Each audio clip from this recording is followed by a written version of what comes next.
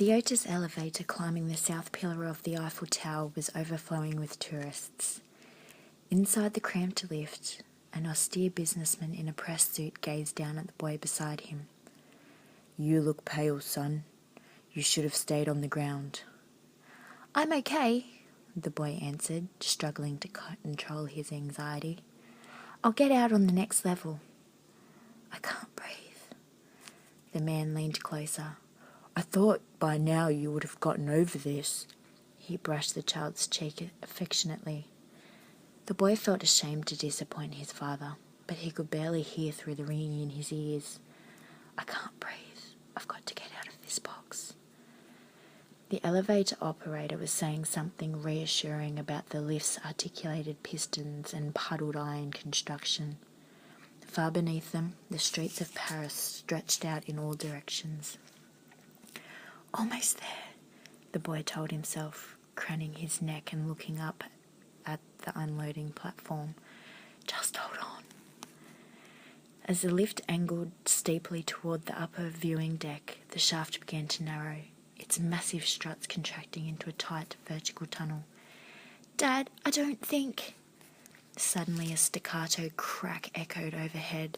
The carriage jerked, swaying awkwardly to one side. Frayed cables began whipping around the carriage, thrashing like snakes. The boy reached out for his father. "Dad!" Their eyes locked for one terrifying second. Then the bottom dropped out. Robert Langdon jolted upright in his soft leather seat, startling out of the semi-conscious daydream.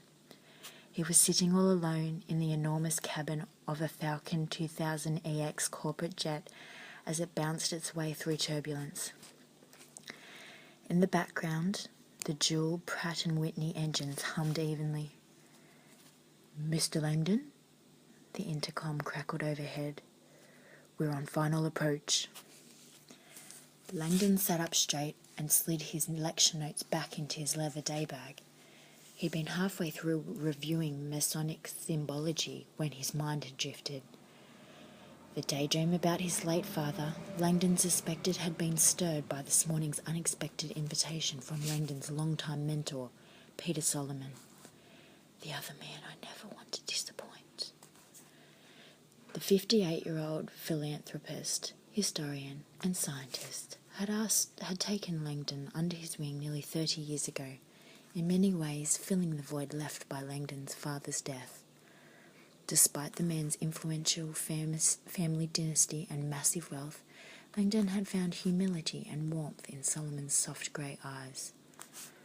Outside the window the sun had set, but Langdon could still make out the slender silhouette of the world's largest obelisk, rising on the horizon like a spire of an ancient gnomon. The 555-foot marble-faced obelisk marked this nation's heart. All around the spire, the meticulous geometry of streets and monuments radiated outward. Even from the air, Washington, D.C. exuded an almost mystical power. Langdon loved this city, and as the jet touched down, he felt a rising excitement about what lay ahead. The jet taxied to the private terminal, somewhere in the vast expanse of Dulles International Airport, and came to a stop. Langdon gathered his things, thanked the pilots, and stepped out of the jet's luxurious interior onto the fold-out staircase. The cold January air felt liberating. "Breathe, Robert," he thought, appreciating the wide open spaces. A blanket of white fog crept across the runway, and Langdon had the sensation he was stepping into a marsh as he descended onto the misty tarmac. "Hello, hello!" a sing-song British voice shouted from across the tarmac. "Professor Langdon?"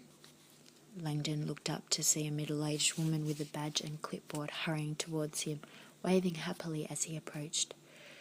Curly blonde hair protruded from under a stylish knit wool hat. "Welcome to Washington, sir." Langdon smiled. "Thank you." "My name is Pam from Passenger Services." The woman spoke with an exuberance that was almost unsettling. "If you'll come with me, sir, your car is waiting." Langdon followed her across the runway toward the signature terminal, which was surrounded by glistening private jets. A taxi stand for